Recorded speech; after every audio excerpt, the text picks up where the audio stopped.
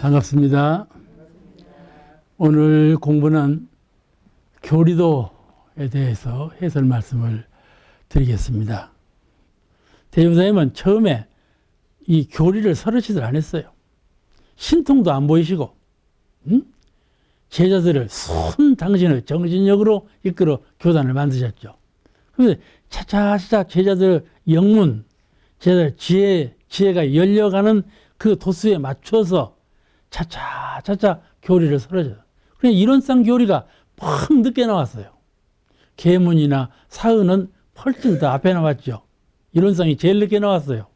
이러니까 그 제자들의 그 교리에 대한 이해도가 높아지는 걸 따라서 당신은 법을 설하셨다. 그러면 이론상은 그러면 나중에 나온 거냐? 그건 아니요. 깨달을 때 이론상이죠. 그래서 나오지 않아요? 19에 다 나오지 않아? 이론상을 깨달았어. 그러나 깨달으신 것을 바로 말씀하지 않고 이렇게 순서적으로 제자의 영문 열려가는 걸 보아가면서 다 설하셨다. 그런 것이죠.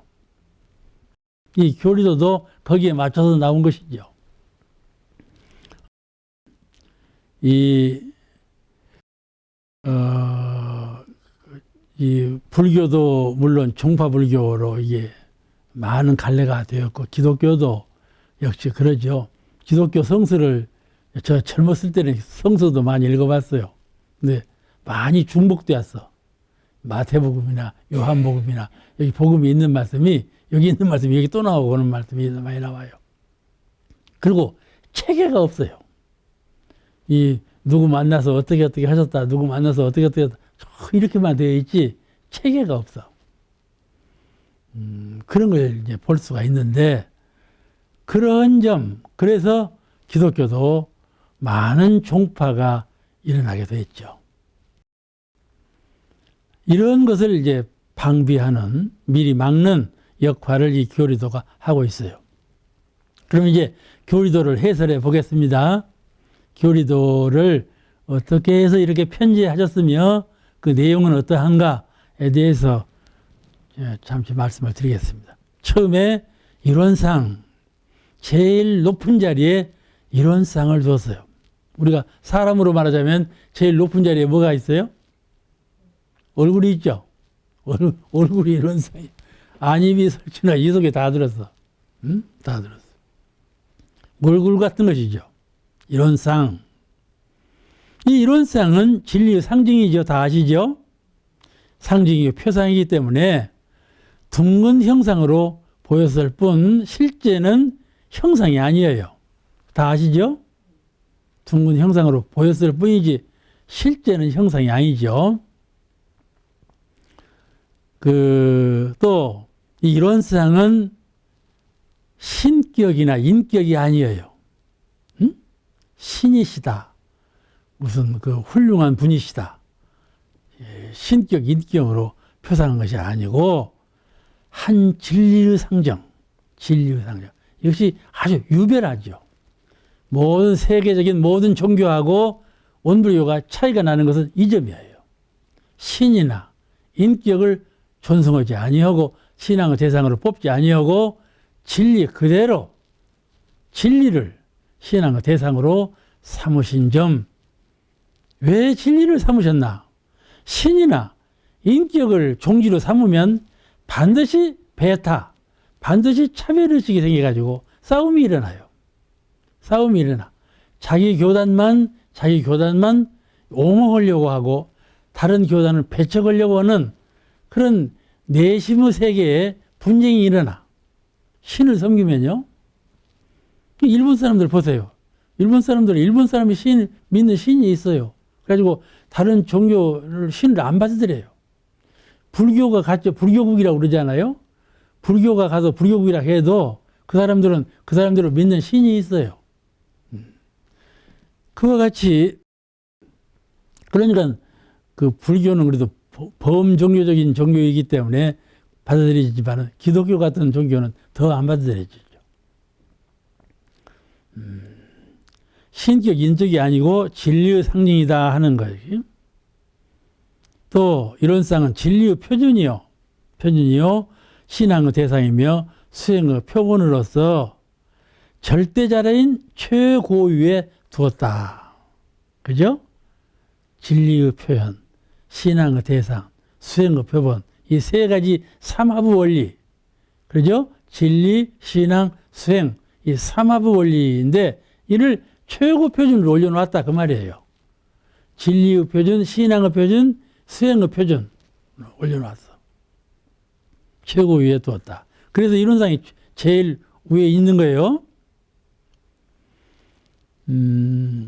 러셀이라고 다 아시죠? 러셀이 그 기독교인인데 이면서도 기독교에 대한 말을 이렇게 했어요. 나는 이분은 자기가 제가 말을 좀 실수했구만. 기독교인이 아니에요. 저 세계 역사 철학을 연구하는 분, 유명한 분인데 나는 왜 기독교인이 아닌가 하는 것을 논술을 낸 것이 있어요. 거기 읽어보면은 논리적으로 세상에는 시초가 있어야 되는데 무엇으로 인해서 세상이 이렇게 창조되었다 하는 시초가 있어야 되는데 누가 나를 만들었는가에 대해서 기독교는 뭐라고 그래요? 신이 만들었다, 하나님이 만들었다 그러거든? 그럼 이제 당신이 질문하기로 그러면 누가 하나님을 만들었는가? 그 질문에 대해서 대답하는 수가 없다. 그러니까 논리적으로 맞지 않고 논리적인 응답이 없기 때문에 나는 믿지 않는다. 그렇게 표현을 했어요. 이건 이제 러셀의 표현이에요. 이제 누가 꼭 그렇다고 하는 건 아니지만은 그런 표현도 가능하다 그런 말이죠. 그러니까 신의 진리성을 밝히지 못했어요. 가령 우리는 여호와라고 하는 하나님이라고 하는 신을 믿는다. 이 신의 절대자의 섭리에 의해서 모든 것은 창조되고 운영되고 거래되고 있다. 이렇게 말할 뿐이고 신의 진리성, 신은 누구시다 하는 것을 밝히지 못했다 그 말이에요. 이것이 결함이죠. 우리는 이론상의 진리 그러지만 이 이론상의 진리가 우주만유 진리 성품 원리가 이것이 그 불교의 특색이에요.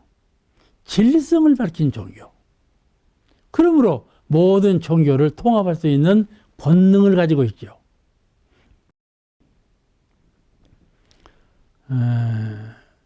그래서 교리도 중앙에 제일 윗자리에 이론을 둔 것이죠.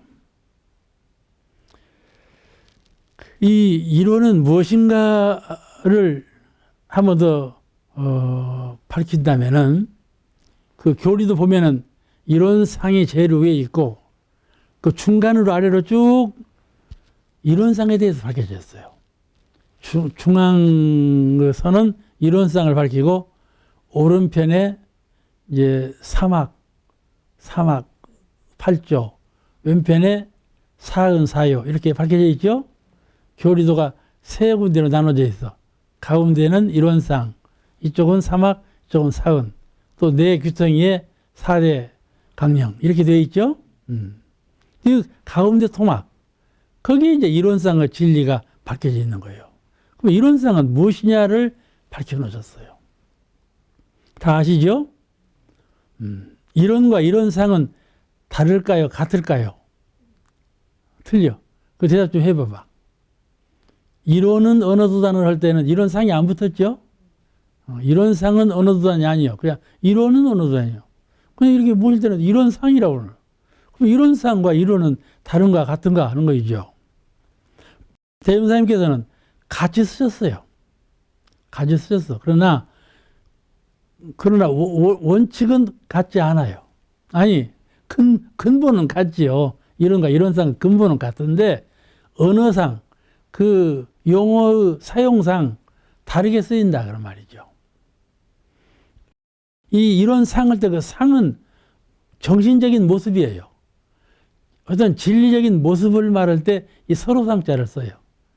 그럼 이 물상, 물 거는 모습을 볼 때는 그 인변에 쓰는 상자 있죠? 코끼리 상자 한자 그 자를 쓰고 그러죠.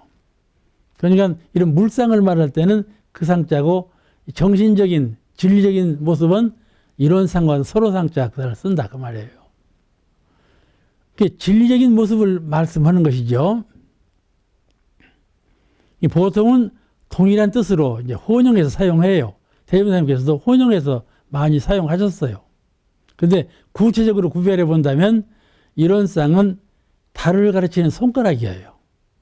이론은 그냥 달이고 그렇게 구별할 수가 있어요. 이론은 달인데 이런 상은 모습이죠. 이런 상 둥근 모습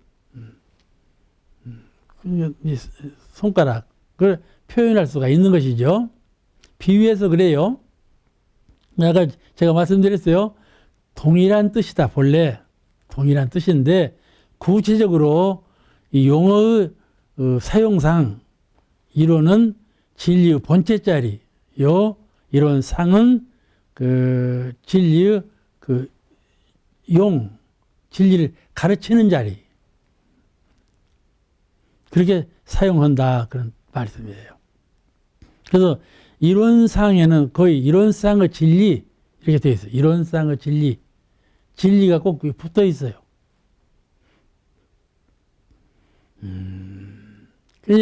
그 다음에 그래서 이론상과 이론과 이론상은 같으면서 다르고 다르면서도 같다.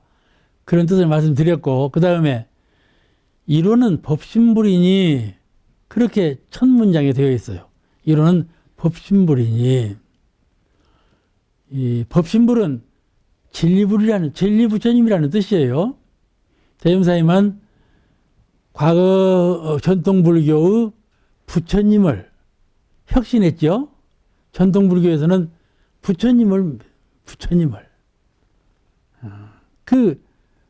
부처님을 혁신할 때 신앙의 대상 면에서 혁신하고 또 진리적 상징으로 모일 때 혁신하고 부처님을 이 사실적인 부처님으로 혁신하고 진리적인 부처님으로도 혁신하고 주세불 부처님으로도 혁신하고 이렇게 근본적으로 따지면 한 3가지 방향으로 혁신을 했어요. 그러니까 부처님 신앙을 진리적인 신앙으로 하기 위해서 인격체의 신앙으로부터 진리적인 신앙으로 바꾸기 위해서 개혁하기 위해서 이론상을 드러내시고 이 부처님을 처처불상 사실세계가 전부 부처님 아니심이 없다. 이 처처불상을 드러내시기 위해서 사은을 또 말씀하셨다 말씀이죠. 그리고 과거에는 이제 서가모니 부처님께서 주세불이었지만은 앞으로 오는 세상은 우리 대종사님께서 주세불이 되시기 때문에 이런 주세불이 혁신됐죠. 3가지 방향에서 과거 부처님이 변화되었다 이렇게 알 수가 있어요. 이제 거기에 이론은 법신불이니 이 설명을 처음에 붙이셨거든. 법신불이니 이 법신불이라는 말은 진리불이라는 뜻이에요. 법신불은 본래 법신불, 화신불, 보신불 이렇게 삼신불로 나눠져 있죠. 그 중에 법신불을 말하는 거예요. 화신불은 현상불이고 현상세계에 가지가지 나눠져 있는 모든 사물의 세계 그게 다 처처불상이니까는 그 현상불을 화신불이라 하라고. 보신불은 보신불은 의미가 좀 복잡해요. 설명하기가 좀 어려운 자리입니다. 불교에서는 어떻게 설명하는가 하면은 모든 대중이 잘 수행하고 닦아서 부처님의 경지에 이르러 경지에 이르러서 각득을 해요. 그 각득하는 그 자리 그 자리를 보신불이라 한다. 그러니까 수행을 해서 얻은 자리가 있지 않겠어요? 각득한 자리 그 자리를 보신불이라 한다. 그렇게 돼 있어요. 그런데 보신불은 그런 뜻뿐만 아니라 우리 집으로 말하자면 공원정 할 때 공원정으로 나누잖아요. 그럴 때 공자리에서 이 법신불 자리에서 현상적인 부처님으로 나타나는 과정, 있겠죠? 과정의 그 가운데 자리. 예를 들면, 우리가 이론상을 배울 때, 이론은 언어도단어 입병처유 유무초로 생사무님하고 모든 것으로부터 탁 떨어진 자리, 초월된 자리라고 설명이 되어 있어요. 그런데 거기에서 공정영지의 광명을 따라 이 말씀이 나오거든. 공정영지의 광명을 따라서 이제 모든 차별 세계가 나타나게 되었다. 이렇게 이론상의 진리가 되어 있죠. 그 공정영지의 광명, 그게 보신불이란 말이죠. 보신불이요. 그러죠? 그래도 법신불에서 화신불로 나와지는 과정, 그걸 보신불이라 할 수 있다. 그렇게 이해하시면 되겠어요. 그러니까 수행자가 잘 닦아서 부처의 경지를 이뤘을 때 그는 법신불이라 하지 아니하고 보신불이라 한다. 그런 뜻으로 불교에서는 되어 있어요.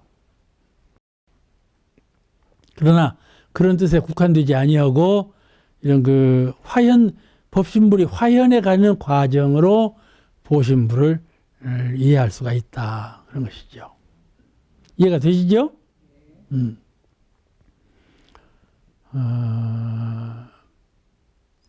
가령 이론상은 우주 본원이죠. 그렇게 나와 있어요. 이론상은 우주 본원이요. 재불재성의 시민이요. 일체중생의 본성이다. 이렇게 나와 있거든. 거기 재불재성의 시민자리 이거를 보신불로 이해할 수가 있다 이 말이죠. 우주만유 본원자리 그를 법신불로 이해할 수가 있고 이 중생의 본성자리 이거를 화신불로 이해할 수가 있고 제가 너무 어려운 말씀 드리니까 모르겠습니다만은 이렇게 구별이 된다 그런 말이에요. 그러니까 중생의 본성이나 재불재성의 시민이나 우주 본원이나 하나지요. 한 자리인데 구별해서 볼 때 그렇게 구별해서 보는 거예요. 이론상의 진리는 하나인데 공원정이라고 나누지 않아요. 나누어 볼 때는 그런 거이고 그 하나짜리로 볼 때는 그런 거이고 이렇다 그런 말이에요. 그런데 이 서두에 이론은 법신불이니 하셨으니까 그 법신불 의미를 우리가 알아야 되지 않겠어요. 법신불 의미를 알아야 되는데 법신불은 화신불과 보신불과 화신불에게서 상대되는 말이다. 그 말이죠. 법신불이라고 하는 뜻을. 그런 뜻으로 법신불을 잘 체득해야 돼요. 이론상은 딱 떨어졌어요. 그죠? 우리가 이론이 곧 사은이요, 사은이 곧 이론이다. 이 말은 맞았습니까? 틀렸습니까? 맞죠?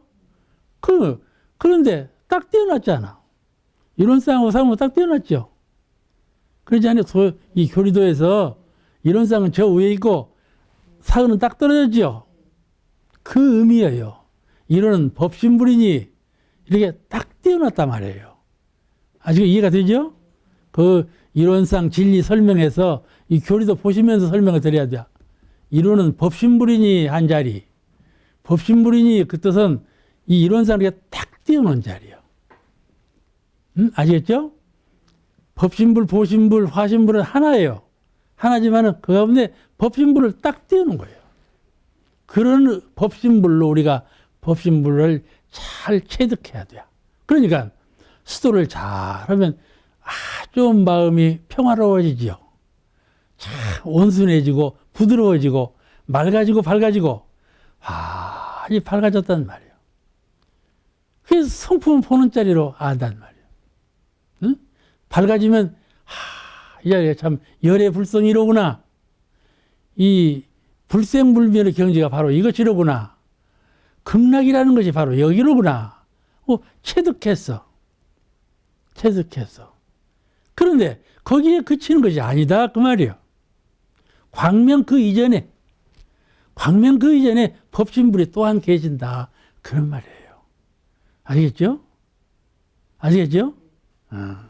그런 의미를 같으면서 다르고 다르면서 같은 그런 그를 무슨 말인가 하면은 우리 마음의 성질이 그래요. 마음은 본래 한 마음이죠. 이 마음이나 저 마음이나 다 한 마음인데 법신불 마음이 있을 때가 있고 보신불 마음이 있고 화신불 마음이 날 때가 있다 그 말이에요. 마음의 성질상 다 성질이 달라 이렇게 본래 하나이지만은 이게 다르게 표현되게 된다. 그럴 때 법신불만 딱 띄어서 설명을 쓰고 있고 보신불만으로 이해할 수가 있고 다 이 조화롭게 이해할 수가 있어야 돼. 그렇잖아요? 몰라 이제 궁리에 두고 설명 이해를 해봐 이제 그러면 그래서 이해가 되시겠지만은 이 공부는 이런 데 묘미가 있어요. 이 마음은 형상이 없기 때문에 형상이 있는 것은 과학적으로 물량적으로 막 변증하고 설명해 보면 다 끝나가는 것이지만은 형상 없는 마음자리는 이렇게 설명이 어렵고 아주 오묘합니다. 오묘해요. 이 스스로 공부하지 아니하면 이 경지를 잘 체득할 수가 없어요. 그냥 꼭 무슨 변설 같아. 그냥 말쟁이처럼 말하는가 보다. 이렇게 들려. 근데 참 이 마음의 오묘함을 체득하고 보면 그런 자리예요. 근데 이제 그 법신불인이 이렇게 다 말씀을 하셨고, 교리도 우편에 진공묘유 수행문으로 사막팔조를 정해 놓으셨어. 그러면 이 진공묘유가 무엇인가? 진공묘유, 다 아시죠? 진실로 비고 빈자리에서 아주 오묘한 한 물건이 나온다. 그런 말이죠. 진공묘유. 진공, 참으로 빈자리에서 묘하게 하나가 나온다. 텅 빈자리이지만은 그 빈자리에는 오묘한 것이 들어있다. 그런 말이죠. 그런 말이에요. 진공묘유 진리를 표준으로 해서 사막 공부가 시작이 되는 것이에요. 사막팔조 수행문을 열었어요. 이거를 공부요도라 그렇게 말을 해요. 인생의 요도와 공부요도 두 길이 있죠. 그 두 길 가운데 공부요도를 사막 수행의 길을 공부요도라 그렇게 말을 해요. 이 사막 팔조의 길은 진리적으로 진공묘의 진리에 의해서 나타난 거다. 그런 말이죠. 다시 말씀드리면 사막이라는 건 무엇이냐 하면은 정신수양 할 때 정신수양의 표준은 공이에요. 공짜리. 아무것도 생각하지 아니하는 어떠한 것도 마음에 두지 않는 진공이죠. 그것이 사막의 정신수양의 표준이에요. 그런데 사리연구. 그 진실로 탁 비어있냐면 비어있지 않단 말이죠. 비어있지 않고 항상 생각이 나고 항상 무엇인가 거울처럼 비추고 있단 말이에요. 나는 생각하지 않아도 눈 뜨고 있으면 비치지 않아요. 그죠? 이 비치는 것을 내가 생각해서 비치는 게 아니에요. 그냥 저절로 비치고 있는 거죠. 눈에 만물이 비친단 말이죠. 그런 것을 묘유 이렇게 묘하게 비치는 원리가 있다 이 말이에요. 내 마음은 텅 빈 것인데 아주 묘하게 비친단 말이야. 그러잖아요. 그게 진공묘유예요. 그래서 우리가 정신수양은 공이고 사리연궁은 원이고 밝게 뚜렷하게 밝게 한편으로 치우치게 밝은 것이 아니라 이모로도 저모로도 뚜렷하게 또는 어둠이 없고 밝게 이렇게 잘 알아차리는 거, 잘 깨닫는 거, 이걸 원이라고 한다. 뚜렷하게. 원이 사리연구 표준이에요. 그 다음에 바르게, 의롭게 하라. 정이 바르게 하라, 의롭게 하라. 이 공원정, 이 사막의 표준 아니겠어요? 그렇단 말이죠. 이 진공묘유 진리는 공원정의 진리하고 같은 말씀이에요. 표준으로 해서 3억 8조의 공부 요도가 나오게 된 것이죠. 여기서 법신불은 진공으로 체가 되고 묘유로 용이 되어서 우리가 그 불교 교법을 이해할 때 항상 그 체상용 그걸 다 아시죠? 그 줄여서 체용 그러거든요. 체용으로 이해하는 것이 좋아요. 이런 그 설법을 들을 때는 진공묘유 그러면은 진공은 체고 묘유는 용이다. 구별이 되죠. 공원정하면은 공은 체고 원은 상이고 정은 용이로구나. 예. 세 가지로 구체적으로 될 때는 체상용, 둘로만 나눌 때는 체용. 이렇게 기준을 세우고 공부하시면 좋아요. 가령 어떤 그 선생이 법사가 시를 지었어. 교리성을 지어서 시로. 그러면 그 시를 이해할 때 체상용으로 이해해도 되고 체용으로 이해해도 되고 시를 이해할 때는 반드시 이렇게 지어져요. 체용으로 짓거나 체상용으로 짓거나 그렇게 식구를 짓는 거예요. 만약 그렇게 안 지으면 그건 시가 아니죠. 그냥 시 짓는다고 해서 그냥 짓는 게 아니에요. 그 맞게 지어야지.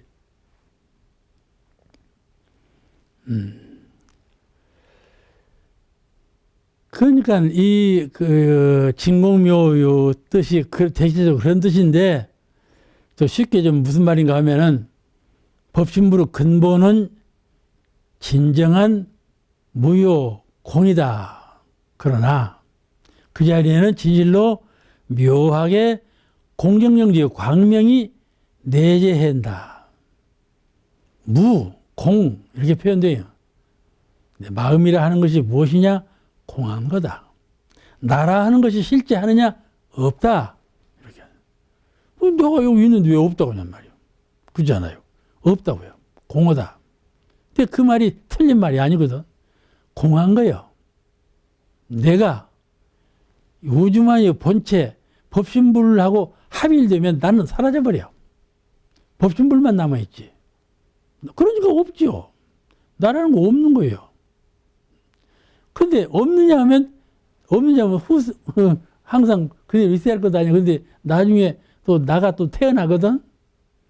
나가 또 태어나. 나가 또 나와. 한 생각에 의해서. 그게 묘유지 아니야. 공적으로 할 때는 도무지 하나요. 그런데 한 생각이 난다는 말이요. 그게 그 묘유거든. 묘한 나라고 하는 개체가 그 안에 숨어져 있었다. 우주만유는 한 신령한 법신불인데 그 안에 개체로서 이 조정중의 영가가 영혼이 그 안에 실제한다 그 말이에요. 하나가 됐으면 하나가 돼버려야 하는데 하나이면서 개체의 성질을 갖고 그 안에 갈머져 있다 그런 말이에요. 그러니까 후생 또 나오죠. 후생 또 자기의 몸을 받고 또 나오게 되는 거예요. 그건 어려워요. 제가 이 설명을 해도 그 자리는 이해하기가 퍽 어려운 자리예요. 그래서 의두요목에서 나와 있지만은 그러니까 이 법신부의 체는 무효공이지만 그 자리에는 진실로 묘하게 공정영지의 광명이 내재해 있어 숨어 있어. 이게 묘유가 내재해 있는 것이죠. 그래서 어려운 말 하는 중에 다 합시다. 공이라 그러면은 논리적으로 맞지 않아요. 가령 불교적으로 말할 때 일체가 공이라 하면은 비었어. 또 무라고 그러잖아요. 무라고 하면 없어. 없는데 왜 나오냐 이 말이에요. 그럼 논리적으로 안 맞지 않아요. 공 비었어. 빈 어디서 나온다고 안 맞죠. 논리적으로 형성이 안 되는 말이죠. 논리적으로 안 맞는 말이에요. 근데 그 공이라 하는 것은 묘유하고 같이 있는 공이다. 그런 거예요. 공만 딱 떼서 하는 말은 틀린 말이에요. 진공묘유 이래야 맞는 말이에요. 묘유는 진공을 갈무리고 진공은 묘유를 갈무려. 서로 갈무리고 있어. 그래서 하나가 된 거라. 손도 손 등하고 손 바닥하고 하나잖아요. 그게 손이잖아요. 그래서 손등하고 손바닥하고 손 나눠져 있잖아요. 그죠?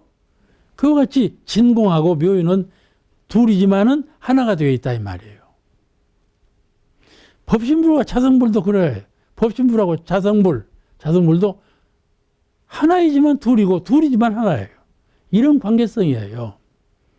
이런 이치를 진공묘유라 그래요.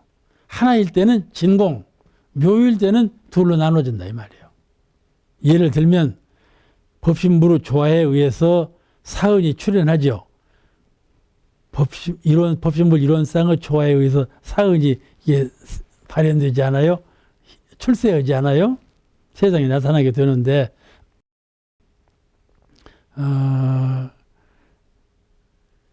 거기 아무것도 없는 자리에서 사은이 나온다고 하면 안 되죠. 그것이. 안 돼. 법신불 자리에는 사은이 내재해 있다. 동시적인 것이요. 그러니까 이론상 없는 사은은 있을 수가 없고 사은 없는 이론상도 있을 수가 없어요. 가령 이론상만 있는 이론상은 없어요. 세상에. 사은하고 이론상은 항상 같이 있어요. 하나예요. 하나. 이렇게 생각해야 돼요. 이론상만 있지 않아요. 이론상만 있다고 생각하니까는 논리적으로 맞지 않는 거예요. 이론상은 내면적으로 사은이에요. 사은은 근원적으로 이론상이고 이게 서로 바탕에서 있는 거예요. 그게 하나를 이루고 있는 거예요. 그건 분리시킬 수가 없어요. 개체인 나는 분리가 돼요. 개체인 사람이나 생명은 영혼과 육신이 딱 둘로 나눠져요. 그런데 전체인 이론상과 사은은 나눠질 수가 없어요. 천연적이에요. 천연적으로 그렇게 돼 있어요. 그러니까 불생불멸이죠. 사람은 불생불멸인가요? 낳고 죽고 오지요. 영혼하고 육주고 나눠지면 죽는 것 아닙니까? 낳고 죽고 해. 그러면 법신불 사은은 낳고 죽고가 없어. 생멸이 없어. 전체이신 근원자리는 생멸이 없어. 그러니까 우리가 사은전에 기도를 하지. 생멸이 없는 분이니까 기도를 사은전에 하는 것이죠. 이런 그 진공묘유, 진공과 묘유 관계성, 서로 바탕하는 관계성, 이거를 잘 이해하시기 바랍니다. 용어가 한문으로 되어 있기 때문에 어렵고 또 이 형상 없는 진리의 세계이기 때문에 아무리 설명을 해도 가늠이 안 될 때는 가늠이 안 가요. 이것은 다 자기가 정득할 길밖에 수가 없어요. 그래도 설명을 해야 되지 않겠어요? 그러니까 이렇게 해 나가는 것이니까요. 진공묘유, 수행문 그렇게 해서 제가 이 진공묘유를 먼저 설명하는 거예요. 이론을 또 교리도 좌편에는 인과보응의 신학문. 여기는 이제 인과보응의 신학문이라 그랬거든. 진공 텅 빈 가운데에는 원정무별한 광명이 내재해 있다. 광명이 있어. 광명은 잘 알아차리는 자예요. 우리 내 영혼 가운데 귀로 듣고 눈으로 보고 잘 알아차리는 자가 있어. 그게 공정영지야. 그것을 아주 영명하게 잘 알아차려. 밝게. 이 공정영지의 광명이 내 영혼 속에 내재해 있고 공정영지의 광명이 우주 안에 내재해 있기 때문에 모든 심신작용 짓는 바대로 전부 잘 알고 있다. 그 말이에요. 잘 알고 있어. 내가 행한 것은 내가 알아. 생각하고 행동하는 것은 진리께서 아신다. 그러니까 진리는 한 분이신데 중생은 1000억만 명이 중생인데 어떻게 그걸 다 아냐? 부처님은 한 분이신데 어떻게 뭐든 다 알아서 응복할 거냐? 그것이 아니고 자기 안에 있는 내재해 계신 법신불 진리가 다 안다. 그러냐? 당신이 한 일을 당신이 모를 수가 있어? 진리께서 다 아신다는 말은 성품이 다 알고 있다. 그런 말이에요. 이 신앙, 잘 알고 계심으로 보응하신다 이 말이야. 인과보응의 원리로 보응을 해. 그 보응하는 그 세계를 인과보응의 세계라고 그러고 이것을 신앙문으로 한다. 신앙. 그럼 우리가 신앙을 할 때 무엇을 구하느냐 하면은 무엇을 구해요? 복을 구해요. 능력을 구하고 복을 구합니다. 신앙할 때. 그래서 이제 그리고 사막이라는 것은 지혜를 구하고 사은은 복을 구하는 문이에요. 사람은 지혜와 복 이 두 가지를 구해요. 지혜와 복을 구해. 근데 복을 구하는 면은 사은이고 지혜를 구하는 면은 사막이고 그러죠. 여기는 인과보응의 복문이에요. 그래서 이것을 인생의 요도라 그래요. 사람이 사는 것은 복이 있어 살지 않아요? 그 인생의 요도라 그러고 성불을 하려면은 지혜가 발휘가 되는데 그거는 공부 요도라 그러고 이렇게 나눈다 그 말이에요. 이쪽에 인과보응의 사은문은 인생의 요도고 저쪽에 진공묘유 수행문은 공부 요도고 이게 나눠지죠. 그래서 처음에 초창기에는 그 인생의 요도와 공부 요도 그 두 공부길에 대한 교서가 나와 있었어요.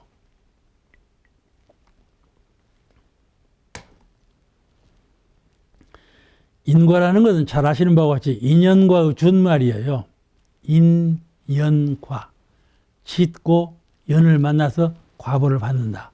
그런 뜻이에요. 인연과 연을 안 만나면 과보가 안 돌아오지요. 근데 반드시 연을 만나서 과보가 돌아오게 되어 있어요. 인연과인데 인과 연과 과 이 세 가지 조합인데 그 줄여서 인과 그렇게 말을 하죠. 이 사은은 인과 세계 전체예요. 인과 세계. 인과라는 것은 나하고 저하고 맺어진 관계죠. 내가 저에게 해를 입혔으면 저가 나한테 해를 주고 내가 저에게 은혜를 주었으면 저가 나에게 은혜를 주고 이 사람과 나하고 관계 원리가 인과 원리예요. 그런데 그 관계 원리가 전체의 관여 속에서 돼요. 사은 전체의 관여 속에서 상대적으로 주고받고 오는 인과가 성립된다. 그런 말이에요. 그래서 이 신앙문은 사은문에 사은 신앙문 이렇게 말을 하는 것이죠. 사은을 떠나서 저하고 나하고 주고받고 오는 인과는 성립이 안 돼요. 항상 사은의 테두리 안에서 이루어지는 것이죠. 그래서 사은의 신앙문 그렇게 되어 있어요. 신앙문. 우리가 복업을 구할 때, 복락을 구할 때 신앙으로서 복락을 구하는데 그 복락 구원은 그 요체는 바로 사은이시다. 천지 부모 동포 법률의 사은이시다. 이 사은의 은혜를 알아서 은혜를 갚고 부모로서 우리가 은혜와 유력을 입는다. 그런 내용이죠. 그래서 이제 이쪽에 사은의 인과보응의 사은 신앙문을 두었다. 그 원불교 신앙문은 사은 신앙문이에요. 처처불상 신앙이고. 여기서 이론상 신앙이 있고 사은 신앙이 있죠. 그죠? 이론상 신앙이라도 하죠. 또 사은 신앙이라고 하지 않아요. 이제 사은은 신앙의 강령이라고 말하고 이론상은 신앙의 대상이라고 이렇게 말을 해요. 그러면 사은하고 이론상을 딱 떨어뜨리는 사은은 이론상부터 아래 단계다 이렇게 볼 수가 있어요. 근데 그렇게 보면 안 돼요. 사은은 전에도 한번 내가 강의를 한 일이 있습니다. 사은은 전체로 볼 때에는 바로 이론상이에요. 사은의 전체는 바로 이론상이에요. 그런데 사은은 천지 부모 동포 법률 개체 네 가지 개체가 모아서 사은이 됐잖아요. 근데 개체는 불공이에요. 불공. 우리가 불공한다고 그러죠. 내가 이 사람 관계를 할 때 그 사람의 불공을 들이죠. 이 사람은 신앙의 대상으로 섬기지는 않지 않아요. 신앙의 대상은 그 전체이신 사은을 신앙의 대상으로 삼지 이 사람을 신앙의 대상으로 오는 건 아니죠. 그러니까 원불교는 호랑이도 믿고 군뱅이도 믿는다. 이 말은 전혀 엉터리도 없는 소리요. 호랑이나 군뱅이는 불공대상이에요. 왜냐하면 그 개체예요. 천지, 부모, 동포, 법률 하는 그 개체. 이렇게 나눠진 자리예요.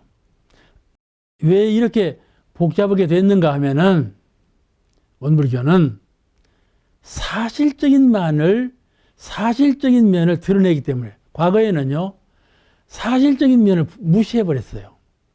그리고 이념적인 면만 추구해가는 종교가 됐어요. 그래가지고 이 세상을 떠나 저 다른 낙원세계, 저 하늘세계로 가자, 그런 주장이었어요. 그런데 앞으로 오는 종교는 그런 주장의 종교가 아니고 저 세상과 이 세상을 둘러보지 않는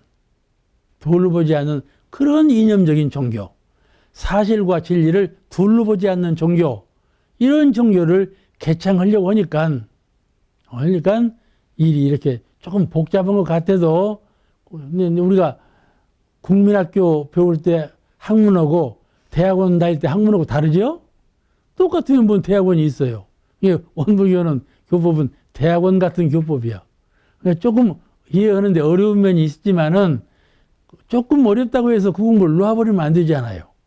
앞으로는 고등종교, 문명화된 세계의 종교는 훨씬 더 문명한 종교라야 쓸 수가 있지 않겠어요? 그런 문명화된 종교를 이제 세우시려니까는 이렇게 그 신학 면에서도 수행 면에서도 훨씬 더 이런 구체적인 교법을 내놓을 수밖에 없다, 그런 말이에요. 그렇게 하면 미신적인 종교가 돼요. 그냥 못 옳고, 그건 이 고부간에 서로 그냥 막 싸우고 그러면서도 신한테 가서는 잘 살게 해달라고 한단 말이에요. 실제로는 빌어먹게 해놓고 여기 가서는 잘 살게 해달라고 하면 잘 살아지냔 말이에요, 그것이. 이렇게 엉뚱한 일을 한단 말이에요. 그리고 가령 실제 생활은 그냥 밉고 곱고 이런 생활을 해놔. 그리고 죽을 때는 나 어디 극락세계 가게 해달라. 극락세계 가겠냔 말이에요, 그것이. 그 도저히 맞지 않는 얘기잖아. 한 번 참회하고 한 번 서원 해본다고 해서 극락에 돌아오겠어요? 사람들은 다 그렇게 살아요. 다 그렇게 살아. 한 번 참회하고 이렇게 하면 그냥 금방 극락에 돌아오는 것처럼 알지만은 그렇지 않잖아요. 현실과 이상은 둘이 아니에요. 그러니까는 이 사실세계, 현실세계의 일을 이념의 세계의 일과 접목해가지고 둘이 아닌 교법을 가르치자 하니까는 사람들 이해가 잘 안 되고, 이해하면 이제 그 법같이 좋은 법이 없지만은 처음에는 좀 어렵게 느껴지는 것이죠. 이렇게 이쪽에는 인생의 요도 사은사요, 저쪽은 공부요도 삼학팔조 이렇게 나눠놨고 그 위는 이론상 이렇게 도표로 그려져 있어요. 아시겠죠? 이게 이 교리도는 뭐를 표현했냐? 세 가지를 표현했는데, 제일 위에 이론상은 모든 것과 딱 떨어져 있는 자리예요. 근데 그 이론상은 가운데 자리, 이론상은 진리이시다. 그 진리는 어떠한 진리다. 이걸 설명해 놓으신 거예요. 교리도요. 이론상이 있는데 그는 말로 표현도 못하고 뭘로 가르칠 수도 없고 깨닫지 않으면 이르지 못할 자리요. 그래서 도표로도 설명 못하고 말씀으로도 해설을 못하고 못해. 그 자리는 그냥 딱 떼어놨어.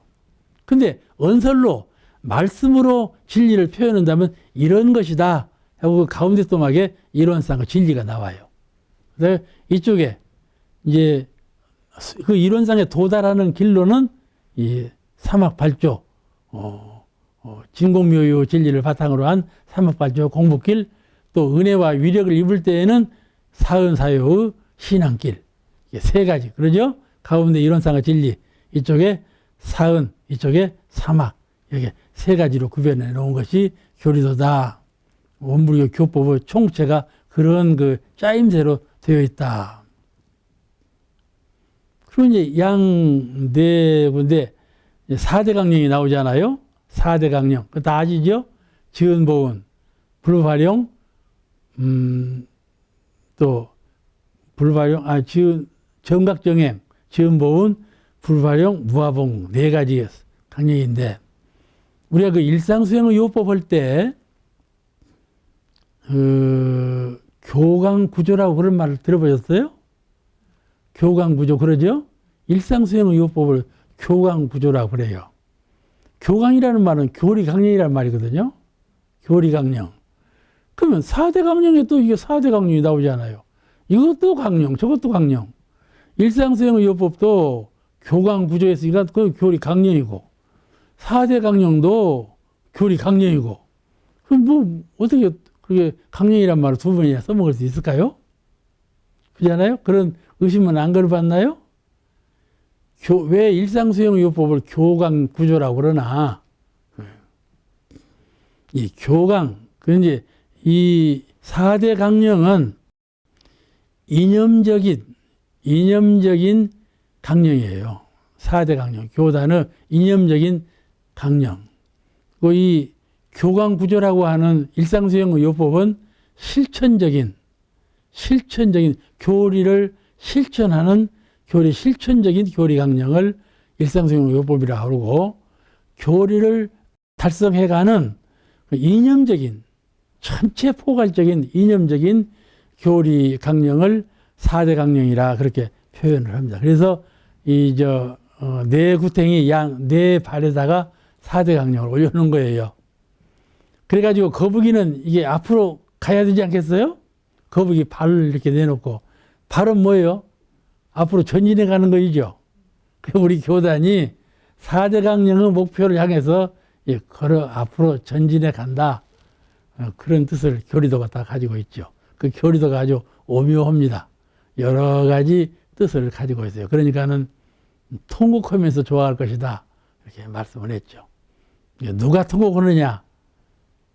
공부해가는 수도분 중에서 한 10년, 30년, 50년 공부했단 말이죠. 그런데 이 교리도를 보면 참 통곡을 많으죠. 통곡을 많이 해요. 그냥 교리도 보고 그냥 교리도가 이런 거라고 통곡할 사람은 그렇게 없고 자기가 오랫동안 수행을 했어. 신앙생활을 했어. 이론상에서도 오랫동안 연마를 해왔어.